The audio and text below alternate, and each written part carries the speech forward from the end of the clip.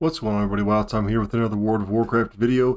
Today we're going to be talking about tailoring. We're going to be watching the Lazy Goldmaker, who the only thing that I'm jealous of is the name, because that's an awesome name, right? The dude's got an awesome name and I'm super jealous of it because it's already taken and he does a good job with it. It's got a cool little logo and everything. I mean, really good channel here. So the link to this original video is down in the description below, but there's a lot more people that have a lot more time than me to check out all these things on the beta. I am playing the beta, but some people put in some, lots of time to figure out really what's going on. So we're going to watch what he's saying about tailoring, and I'm going to comment as well. We're going to just talk about it because there's some things that he mentions that I want to sort of elaborate on and go a little bit further into detail with. So let's give him the time here, see what he's got to say. He's going to give us a general overview, and then I'm going to put in there some specific things about what I think about it, and also specifically about gold making as well that I want to really point out. So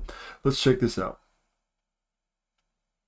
What's up, guys? We're continuing our previews of the War Within professions, and today we're taking a look at tailoring. So tailoring overall, they're continuing very much in the vein of Dragonflight. Okay. So you have the one tree that's dedicated to armor, particularly the epic armor. And a lot of these are similar to Dragonflight.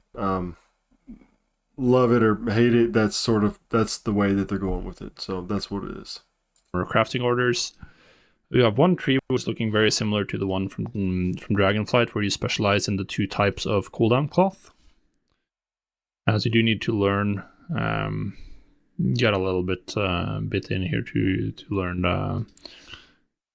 That'll teach you the first cooldown cloth, and then there's another type here, Dawnweave and Duskweave, which you use for all of the high level. Yeah, Dawnweave and Duskweave is just going to be like our Azure Cloth and Chrono Cloth. And you get to pick down the tree which one you're going to go to. So this is where it comes in handy having alts, because I believe they still are on a daily cooldown how many that you can make. Crafts essentially. Then you have this part tree, which is focused on specialty items, so reagents, spell thread, professional equipment, those kinds of things. And then the last point is various generic stats, essentially ingenuity, resourcefulness. Now this one in the middle here, the base node here, is a little bit interesting. It's indicating that we might see some significant change, because this will teach you to get more cloth from humanoids. So obviously this node is going to be necessary if you're doing any kind of 2x4 mob farm. Okay, so region-wide auction house destroyed all kinds of farming, really lowered it. So it's going to be, I don't know, we'll have to see how it plays out, but just going specifically for cloth, I don't think is going to be amazing. At least it wasn't in Dragonflight. I mean, unless you like selling tens of thousands of hundreds of thousands of things for like 2 silver each. So we'll see how it goes. I think the value be up for a while, but I don't know if this is the tree that I would spec into and max out all the way first. Farming. But if you look at the tooltip of weave cloth, it says that it's sourced by tailors. So it's kind of indicating that tailors might be the only ones who can farm cloth. I haven't been able to test this because I don't do farming, but that could be big. It might lead to higher prices on cloth in general. It's definitely going to be important for those of you out there who are farmers at heart. Now, when it comes to the epic gear, or the gear in general, obviously you have the various lower level pieces here, which aren't that interesting. Okay, so let me stop him there. It's easy to go by those and say, hey, these are just the entry level things. They're not that interesting. But I'm still selling basic items that you can craft, like with blacksmithing, tailoring, leatherworking, just the basic entry-level ones that you learn early on.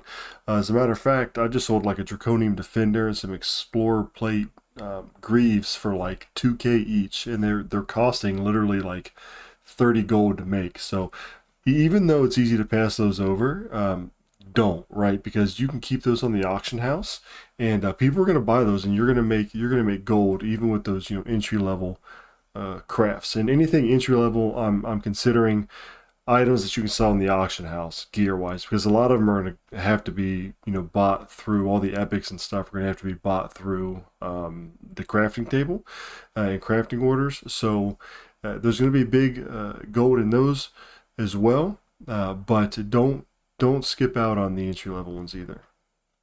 Then you have the ones that you can customize with embellishments that you pick, as well as 2 sets, one each for Dawnweave and Duskweave, which gives you a specific proc, one for healers and one for damage healers. And you can also swap them around. So if you want to have the other proc, then you need a 3rd crafted piece. Yeah. Which will change it around. It seems a little convoluted, but whatever. So good to have at least 2 tailors right there, right? One for your Dawnweave and one for your Duskweave tree. And with Mist of Pandaria still going, the pre-patch, it's easy to get alts up specifically for this. So for gear, it's going to be the same. Like, it's going to be whatever slot or whatever embellishment is the strongest. That's what people will go for. So if it's one of the embellishments you add, then probably bracers or another low stat budget slot. Or maybe these sets are so strong that people are going to prioritize those instead. That's something we'll just have to see, essentially. Now, as I mentioned earlier, cooldown cloth is back and seems to function mostly the same way as it did in Dragonflight. You can increase your ability to craft them, like how many you can do per day, and the quality. Obviously, with how Dragonflight or the War Within professions are different from Dragonflight, getting max quality is a lot more important. Because that actually has an impact. More skill is always going to improve your profitability. So higher quality cooldown cloth is going to be more valuable than it was at the end of Dragonflight, where literally quality 2 and quality 3 had the same outcome for every craft you could use it for. Yeah. I mean, a ton of you probably had professionals. I had professionals with multiple cooldown for tailoring. So that's going to be interesting to see if that makes a return. You might need to do more investment to get something good out of it. At least it's looking like you don't have to go anywhere to craft this time, which would be very nice, because having to fly around. Okay, that's going to be really nice. Those of you that did tailoring in Dragonflight, like, you'd have to fly across the map to do Azure Weave and Chrono Cloth, and there was literally like nothing else over there. So you'd have to leave your main hub, fly over there, make your 10 or whatever you're making, and then if you wanted to do anything else, fly back. It was very, very annoying. Sort of an old, like, Legion-esque kind of thematic deal, which was annoying also. But so evidently we're not having to do that, which is going to be pretty cool. Around to the specific looms was very annoying for doing this on multiple alts. But I think this could be kind of good. Then something very interesting that's new. Well, bags aren't new, but these bags are. There's new profession-specific reagent bags. Very cool. Which have some form of profession-specific equip effect. So they give you small buffs, like this one for alchemy. It's a 1% increased chance of discovering a new recipe with the experimentation. Or you can have a slightly increased stats. Or the most impactful one that I've seen is definitely this one for inscription, giving you a 5% chance of getting an extra Dark Moon card whenever you craft one. That's going to make or break Dark Moon card crafting. You definitely want this. This is probably more important than anything else almost. These are going to be kind of cool. I expect people will want these as soon as they can. Once again, something you have to sell by crafting orders, and you need to buy them in the City of Threads for artisan security. Yeah. So they're kind of hard to get. Going to be low competition early on for sure. Dark Moon Duffel probably going to be the most sought after early. At least if Dark Moon card crafting is good again. Yeah. So I agree. One of the things I don't know. I don't specifically like the crafting order table in general, but all of these are going to be purple, so you're going to have to get them. If you want to buy them, you're going to have to put like an order in for them, right? And then somebody have to check and then make it for you. I assume these are going to be really expensive at the start, just because the materials for them are going to be hard to get, the recipes, etc. And I agree, the Dark Moon Duffel's probably going to be the best. We could take a look at him real quick. He doesn't go into super depth, neither will we. But you can Google this on Wowhead, right? And you can see what all the different ones do. So alchemy gives you discover a new recipe 1% chance. Mining, the cooldown of overload. Empowered deposits reduced by 1% when mining. Blacksmith, add an additional 10 ingenuity. Resourcefulness and multi-craft from ever-burning ignition. So there's just different stuff here that it adds. None of it is super like over the top, but it's that little bit that's going to help. And they're also 36 slot bag here and 36 slot bag here, 36 slot bag. So pretty cool. Dark Moon Duffel, like you said, is going to be nice because when you transcribe a Dark Moon card, a 5% chance to create another. That could literally be thousands and thousands of gold because the Dark Moon cards, if you don't know, are you get a set like ace through, I think it's like 9 or 10 or whatever, and then you put them together and it creates a trinket. And a lot of time, especially really typically only in the first season, in the first raid that comes out, those Dark Moon cards are like best in slot. A lot of people are using them and they go for crazy amounts of gold. They have since, I don't know, I started making them in BFA and they've been crazy gold since then. A little bit different here with the way it's set up with the crafting system and stuff like that, but having that 5% chance to craft a double one could literally mean like tens of thousands of gold. Then obviously we have sort of the other markets we had. We have like crafted profession gear. You have PvP gear from Honor, and you have a spell. All right, stop him there again. Sort of passes over it. Oh yeah, you have PvP gear for Honor. PvP gear is actually huge, and it's having a major change. So I've made a lot of gold on PvP gear, specifically in jewel crafting with the necks and the rings, but also on blacksmithing, tailoring, and stuff like that. The thing that's changing, the main thing that's changing is, so in Dragonflight you turn on war mode and then you can gather like in Furious ore or Furious cloth or whatever, and then that's what you use to make PvP gear. So it's gathered in war mode, but you can buy it outside of war mode on the auction house, craft the items, and then sell them. Now, currently in pre-patch, I'm spending like 200 gold on a ring and a neck and selling it between like 5 and 8,000 gold. It's pretty amazing. The gear is a little bit less profit than that.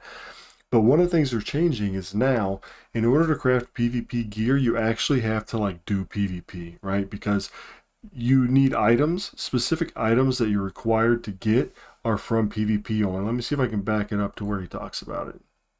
Yeah, so, nope, let's see. You have PvP. Okay, right here. Competitors Heraldry. So you need 4 of those. Right now in the beta, depending on which ones you get, they're anywhere between like 175 and 350 honor each. So if you need 4 of them, that's going to be, well, we'll just say around 800 honor plus this. So you're going to need to be actually doing PvP to get the honor. And you don't have to do arena or anything like that. You can do battlegrounds and stuff. But I think this is going to greatly, it's going to very much limit who is crafting these gear, right? So like I PvP, so I'm going to end up maxed out on honor anyway at some point when I start getting conquest gear. Honor is going to be transferable among your warband, which is awesome. So I'm expecting to get a steady stream of honor to make these, but it definitely limits how many you can make, because before you could just buy them off the auction house, craft it, and then resell it. Now you actually have to put the time in to get the honor. So I think these prices are going to go way up in the PvP gear. PvP gear from Honor, and you have a spell thread from the cooldown cloth. All of which are going to be ways to make gold. I think crafting orders is the main way with the tailoring. I think all of the like highly sought after items here are going to be from crafting orders. It's going to be the epic bag, is going to be professional equipment, and going to be epic crafted gear. That's going to be the main gold. And then obviously you also have the opportunity for cooldown cloth builds on alts. To just churn out cooldown cloth, particularly if you can get it to a high quality, but then you are selling into the region-wide auction house, which is a lot more annoying. So yeah, it's looking very similar to Dragonflight, with just like a couple of new cool BOP recipes to craft using crafting orders, essentially on top of what we had in Dragonflight. But outside of that, it's looking just very similar. So you're going to be making gold the same way, which is going to be crafting orders as sort of the main avenue to make any real profit with tailoring. All right. So there you have it, the review of tailoring from the Lazy Gold Maker.